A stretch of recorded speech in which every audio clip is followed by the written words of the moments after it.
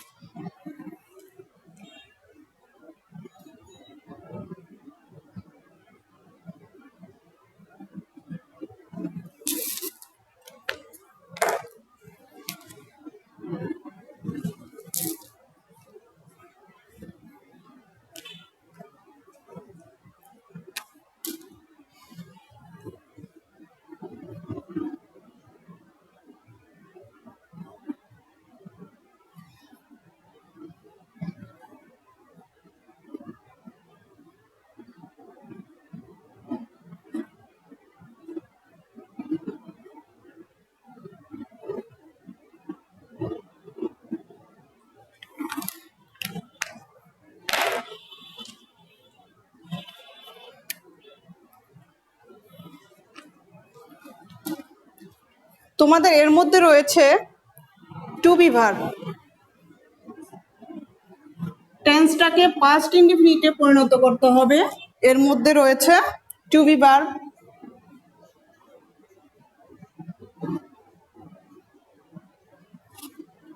Two have verb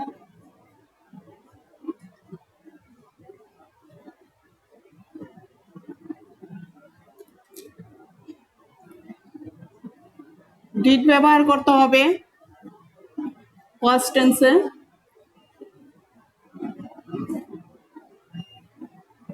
ডিডের past form তারপর রয়েছে modal verb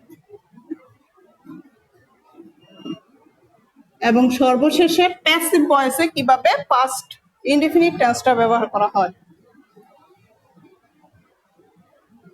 তো আমি ধাপে ধাপে তোমাদের এ নিয়ে আলোচনা করতেছি। প্রথমে টু বি ভার্ব, এর জন্য তোমাদের বই দরকার হবে, টেক্সট বুক। আমি বইটা দেখাচ্ছি তোমাদের, টেক্সট বুক নিতে হবে হাতে। পেজ নাম দেখো, ইউনিট 2 দ্য টেন্সেস। এর প্রথম আমি লেসন বিতে যাচ্ছি, প্রেজেন্ট সিম্পল। প্রেজেন্ট সিম্পল দেখো, এখানে প্রেজেন্ট সিম্পলকে আমাদেরকে পাস্ট সিম্পল করতে হবে। প্রেজেন্ট সিম্পলকে কিভাবে আমাদের to be verb, to have verb, to be verb, to have verb, past এবং ডিডকে পাস্ট ফর্মে ব্যবহার করার নিয়ম, মডাল ভার্ব কিভাবে পাস্ট হয়, তারপর প্যাসিভ ভয়েস কিভাবে পাস্ট ইনডিফিনিট করতে হয় বা প্যাসিভ ভয়েসে কিভাবে পাস্ট ইনডিফিনিট টেন্সটা ব্যবহার হয়। খেয়াল করো, to be verb, to be ভার্বগুলি কি? টু বি ভার্বগুলি যেমন প্রেজেন্ট ফর্মে বসে এম ইজ আর, প্রেজেন্ট টেন্সে আমরা টু বি ভার্বগুলি ব্যবহার করি am is are. To be verb am is are, এর আরো কিছু রূপ রয়েছে, যেমন শুধু বি ব্যবহার হয়, তারপর বিন, এটা হলো পাস্ট পার্টিসিপল ফর্ম, আইনজি যুক্ত করলে যেমন বিং হয়, এরকম কিছু রূপ রয়েছে। কিন্তু আমাদের টেন্সে মূলত আমরা এইটা ব্যবহার করি। প্রেজেন্ট সিম্পল করতে মূল ভার্ব হিসেবে এম ইজ আর বসে, অক্সিলারি ভার্ব হিসেবেও বসে, কিন্তু যেহেতু প্রেজেন্ট ইনডিফিনিট নিয়ে আজকে আলোচনা, প্রেজেন্ট ইনডিফিনিট থেকে কিভাবে পাস্ট ইনডিফিনিট করতে হয়, সেক্ষেত্রে মূলত প্রেজেন্ট ইনডিফিনিট টেন্সে প্রিন্সিপাল ভার্ব হিসেবে অনেক সময় এম ইজ আর বসে।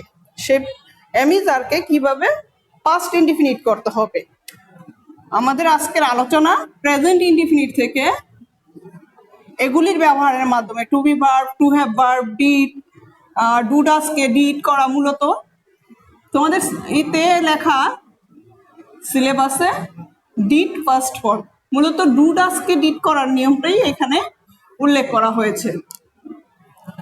প্রেজেন্ট ইনডিফিনিটকে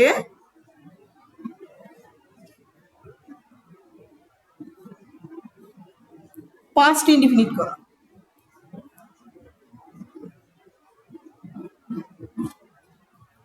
তোমাদের আজকে ক্লাসের নামটা লেখা হয়নি,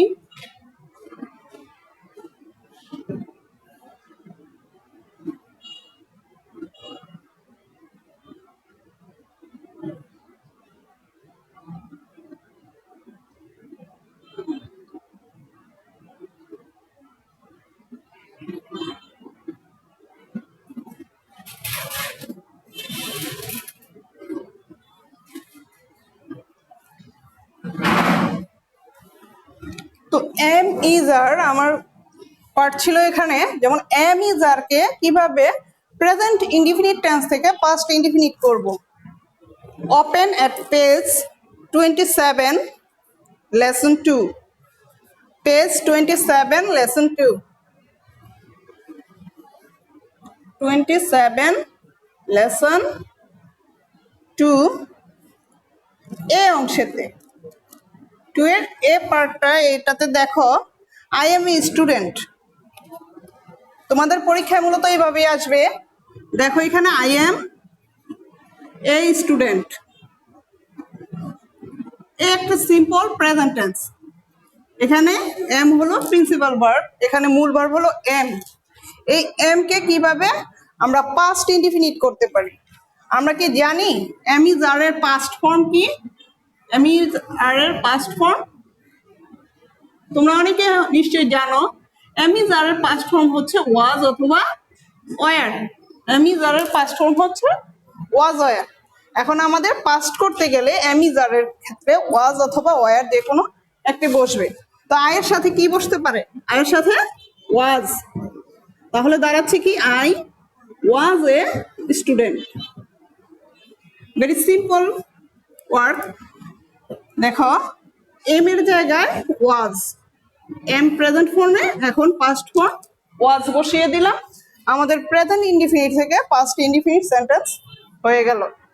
তো এভাবে যদি আমরা আরো দেখি, Alam is my classmate. Alam, next sentence, Alam is my classmate.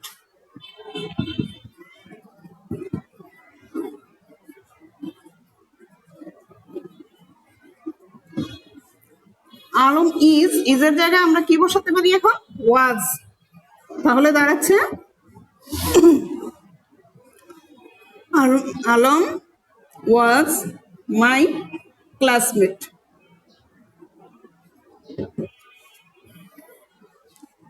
আশা করি কারো বুঝতে বাকি নেই। দেখো আর দু একটা উদাহরণ এফাকে দেখিয়ে নিচ্ছি।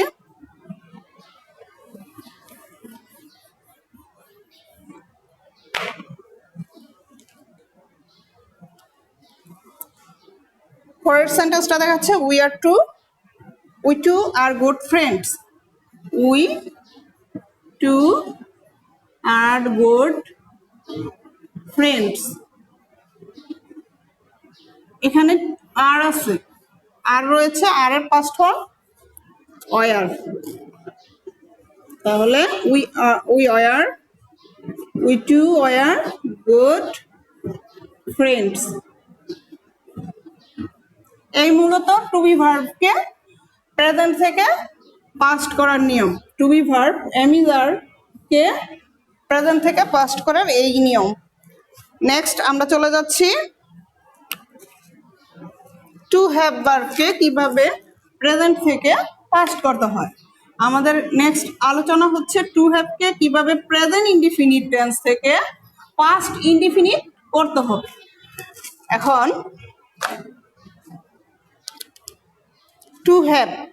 টু হ্যাভ ভার্বের প্রেজেন্ট ইনডিফিনিটে দুটি রূপ রয়েছে।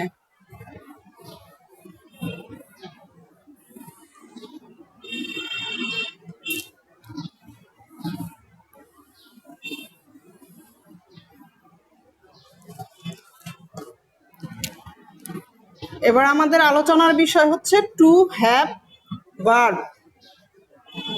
টু হ্যাভ ভার্ব, খেয়াল করো, টু হ্যাভ ভার্ব প্রেজেন্ট সিম্পলে দুইভাবে ব্যবহার হয়, হ্যাভ অথবা হ্যাজ। তোমরা হ্যাভ কখন বসে হ্যাজ কখন বসে এটা তো নিশ্চয়ই জানো। ভার্বগুলি সাবজেক্ট যখন সিঙ্গুলার ফার্স্ট পারসন অথবা সেকেন্ড পারসন হয় এর সাথে হ্যাভ বসবে। এছাড়া যত প্লুরাল ফর্মগুলি থাকবে সাবজেক্টের ওই ক্ষেত্রে হ্যাভ বসবে। আর বাকি সব সিঙ্গুলার ক্ষেত্রে থার্ড পারসন সিঙ্গুলার বোঝালে এর পরে ভার্ব হ্যাজ বসে, টু হ্যাভ ভার্বের মধ্যে হ্যাজ ভার্বটি বসে। এখন আমাদের কাজ হলো কিভাবে এই হ্যাভ হ্যাজ যুক্ত প্রেজেন্ট ইনডিফিনিটকে পাস্ট ইনডিফিনিট করতে হবে। আমাদের কাজ কি, কিভাবে টু হ্যাভ ভার্ব যুক্ত অথবা হ্যাভ হ্যাজ যুক্ত প্রেজেন্ট ইনডিফিনিটকে পাস্ট ইনডিফিনিট করতে হবে। দেখো পেজ নং 29 জি অংশে দেখো, পেজ 29 বি, সরি বি না জি অংশে দেখো, 29 জি অংশেতে দেয়া রয়েছে they have a lot of money. They have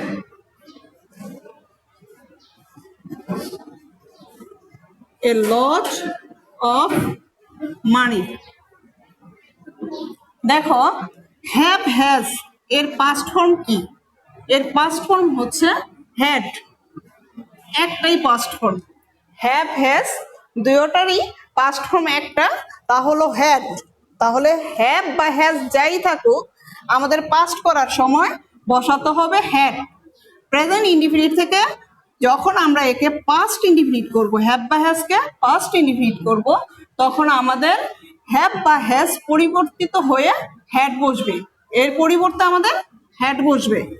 দেখো they have a lot of মানি, তো হ্যাভ এর past form had. They had a lot of money. তাহলে আমাদের হ্যাভ পরিবর্তন হয়ে হ্যাড বসতেছে। হ্যাভ হ্যাজ এর পাস্ট ফর্ম হ্যাড, হ্যাভ পরিবর্তন হয়ে হ্যাড বসতেছে। এভাবে দেখো আরো কিছু উদাহরণ দেয়া আছে। He has a nice car. He has a nice car. He has a nice car. He has third person subject, third person he, এর সাথে হ্যাজ বসেছে। যখনই আমরা একে পাস্ট ইনডিফিনিট করতে যাব আমরা জানি হ্যাজ এর পাস্ট ফর্ম কি? হ্যাড। তাহলে হি হ্যাড এ নাইস কার। এরূপ আরো উদাহরণ দেয়া রয়েছে তোমাদের এখানে। দেখো they have a big house. They have a big house.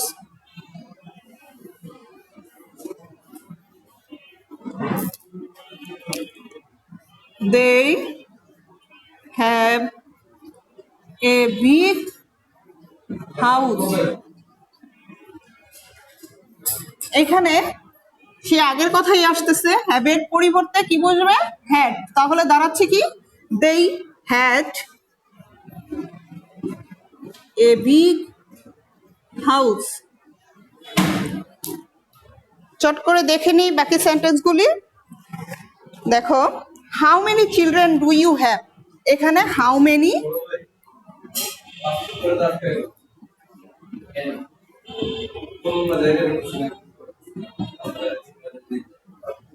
Do you have.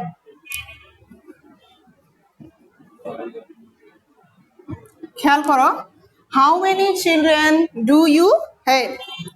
এখানে দেখো হ্যাভ রয়েছে, এখানে হ্যাভ রয়েছে। একটা বিষয় খেয়াল করতে হবে, এর আগে আরেকটি ভার্ব রয়েছে ডু। এর আগে আরেকটি ভার্ব আছে কি? ডু। এখানে আমরা এতক্ষণ মূল ভার্ব হিসেবে ছিল আমরা হ্যাভকে হ্যাড করেছি। এখানেও মূল ভার্ব হ্যাভ, এখানেও মূল ভার্ব কি? হ্যাভ। কিন্তু যেহেতু এটা প্রশ্ন করা হয়েছে, কি করা হয়েছে? প্রশ্ন করা হয়েছে এবং প্রশ্নে একটা সাহায্যকারী ভার্ব লাগে। যখন নাকি কোনো ভার্বে, কোনো সেন্টেন্সে সাহায্যকারী ভার্ব না থাকে তখন ডু, ডাজ অথবা পাস্ট টেন্স হলে ডিডকে এই সাহায্যকারী ভার্ব হিসেবে বসাতে হয়। তো যখন এখানে ডিড থাকবে বা ডু, ডাজ যে কোনো একটা থাকবে, সেক্ষেত্রে যে মূল ভার্ব তার বেস ফর্ম বসাতে হবে, মূল ভার্বটার বেস ফর্ম বসাতে হবে। এখন কিন্তু এই হ্যাভকে হ্যাড করা যাবে না। হ্যাভকে যদি হ্যাড করা তাহলে হবে না। তোমাকে কি করতে হবে, এখানে ডুকে পাস্ট ফর্ম করে লিড করতে হবে। কোয়েশ্চেন আসতে পারে, ম্যাডাম শিখাচ্ছেন টু হ্যাভ ভার্ব, কিন্তু এখানে আবার ডুকে লিড করব কেন? এক্সারসাইজে তাই দেয়া আছে তোমাদের বইতে। এই বইটা কিন্তু অনেক অভিজ্ঞ লোক দ্বারা করা এবং একটা দেশের ন্যাশনাল কারিকুলাম বোর্ড থেকে এই বইটা আসে।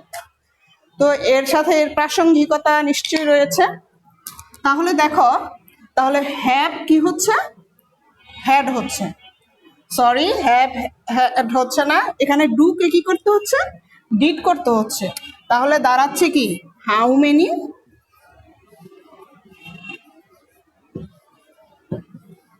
Children did you have. অবশ্যই মনে রাখবে, যখন কোয়েশ্চেনে ডু, ডাজ, ডিড সাহায্যকারী ভার্ব হিসেবে ব্যবহার হয় সেখানে কখনো মূল ভার্বের পাস্ট ফর্ম বসে না, মূল ভার্ব অবশ্যই বেস ফর্ম বসে। মূল ভার্বটা কি ফর্মে বসবে, base form.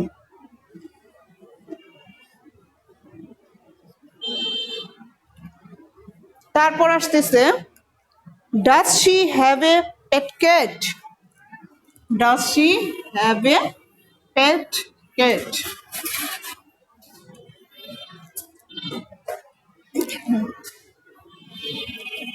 Does she have a pet cat.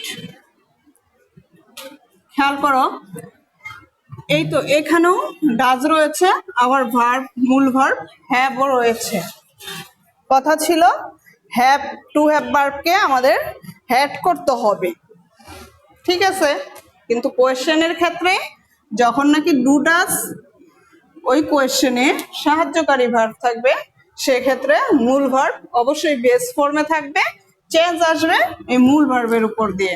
তাহলে আমরা এখানে কি করতে পারি, ডিড, ডু এর পাস্ট ফর্ম ডু অথবা ডাজ এর পাস্ট ফর্ম কি, ডু অথবা ডাজ এর পাস্ট ফর্ম আমরা জানি ডিড। তাহলে ডিড সি এই সেই বেস ফর্ম একই থাকবে, have a Pat cat.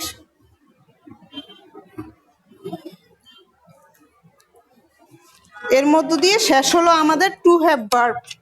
Two have verb নিয়ে এই আলোচনাটুকু শেষ হলো। আমাদের নেক্সট স্টেপ এবার ডু, ডাজকে কিভাবে ডিড করতে হবে। অবশ্যই এখানে হ্যাভের সাথে অনেকটা আলোচনা চলে আসছে। তারপরে আবার দেখো,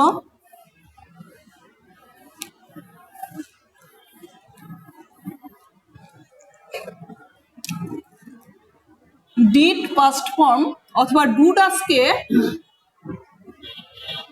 ডু ডাজকে কিভাবে ডিড করতে হয় পাস্ট টেন্সের সময়। দেখো, ডু ডাজকে ডিড করার জন্য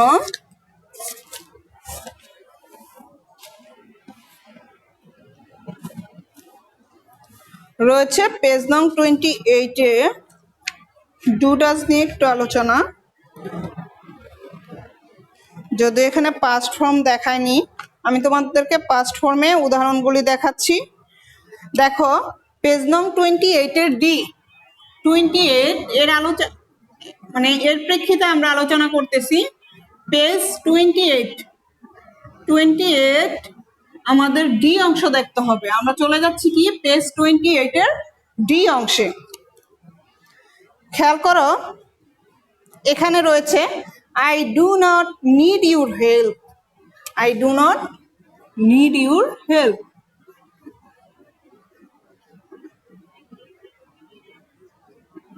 I do not need your help. খেয়াল করো, ডু ডাজ পাস্ট টেন্সে কি হবে, এই প্রেজেন্ট ইনডিফিনিট থেকে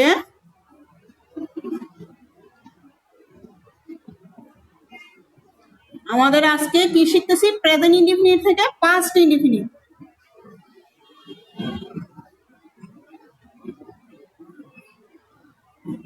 প্রেজেন্ট ইনডিফিনিট থেকে পাস্ট ইনডিফিনিট করতে গেলে ডু ডাজের পরিবর্তে আমাদের বসবে কি? বি। তো এখানে I do not need your help, তাহলে ডু এর পরিবর্তে কি আসতেছে? ডিড। দাঁড়াচ্ছে কি? I did not need your help. I did not need your help. তারপরের দেখো, he does not like music. He does not like music. Next sentence, he does not like music. Does not কি রয়েছে? Verb does not, সাহায্যকারী verb. যেহেতু negative এবং একটা কথা বলা হয়নি, নেগেটিভ এবং ইন্টারোগেটিভ সেন্টেন্সে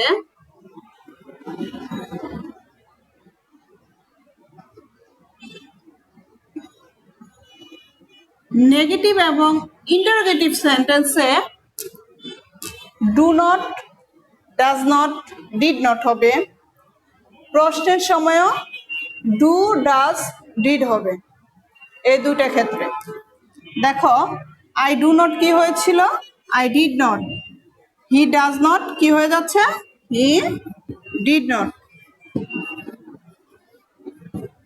মজার ব্যাপার হলো, তোমাদের প্রেজেন্ট টেন্সে ভার্বে অনেক সময় ভার্বের বেস ফর্ম বসে, ভার্বের সাথে এস যুক্ত করতে হয়, এই ধরনের একটা ঝামেলা বা জটিলতা রয়েছে। কিন্তু পাস্ট ইনডিফিনিটে ওই ধরনের ঝামেলা মুক্ত। পাস্ট ইনডিফিনিট টেন্সটা ওই ধরনের ঝামেলা মুক্ত। কেননা এখানে ভার্বের একটাই রূপ, পাস্ট ফর্ম, এর বিকল্প কিছু নেই। যখন প্রেজেন্ট থেকে পাস্ট করতে যাবে, তুমি ভার্বটা বুঝে ওর পাস্ট ফর্মটা লিখে দিলেই এনাফ। কিন্তু পাস্ট থেকে যখন প্রেজেন্ট করতে যাবে, তোমাকে সাবজেক্ট বুঝতে হবে, পার্সন বুঝতে হবে, সিঙ্গুলার প্লুরাল ফর্ম, অনেক কয়েকটা ফ্যাক্টর রয়েছে যা না জানলেই নয়। যাই হোক, তোমাদের এবার তো রয়েছে প্রেজেন্ট থেকে কিভাবে পাস্ট ইনডিফিনিট করতে হয় এই বিষয়গুলি, to be verb, to have verb, did form, modal verb এবং প্যাসিভ ফর্মটা। এবার আমাদের আলোচনায় ফিরে যাচ্ছি। He did not like music.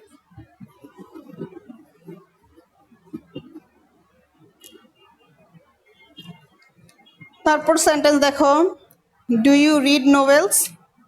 Do you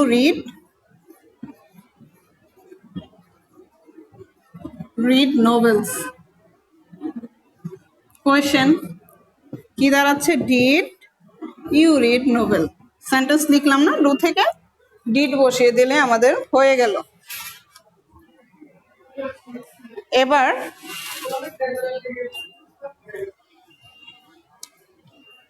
does he come here regularly?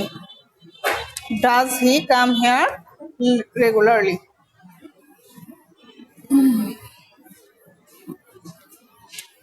খেয়াল করো, does he come here regularly. তোমাদের সুবিধার্থে আমি আলোচনার প্রেক্ষিতে যতগুলো সেন্টেন্স আসতেছে সবগুলি সেন্টেন্সে সলভ করে দেওয়ার চেষ্টা করছি। Does he come here regularly? Does he come here regularly? দেখো, ডাজ যেহেতু টু বি ভার্ব, আমরা টু বি ভার্বটা চেঞ্জ করে নিই ডিড। তো এখন আর কোনো কিছু চেঞ্জ হচ্ছে না, শেষে কোয়েশ্চেন চিহ্নটা দিয়ে আমরা বাকি সেন্টেন্সটা তুলে নিব। তারপর দেখো, where does he live? Where does he live? এখানে সাহায্যকারী ভার্ব কি দাঁড়াচ্ছে?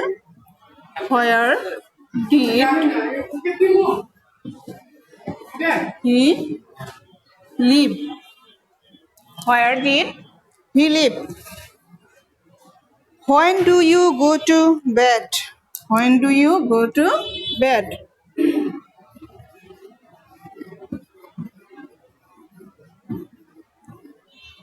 কি দাঁড়াচ্ছে? When did you go to bed? বাকি সব ঠিক থাকবে।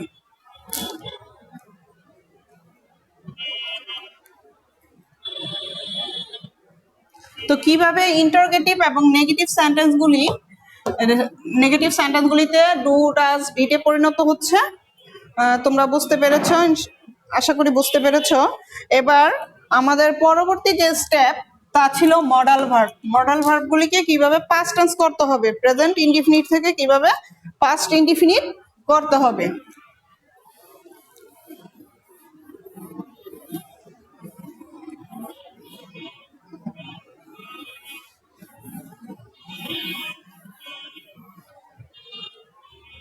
তো আমাদের নেক্সট ধাপ যেটা তা হচ্ছে মডেল ভার্ব।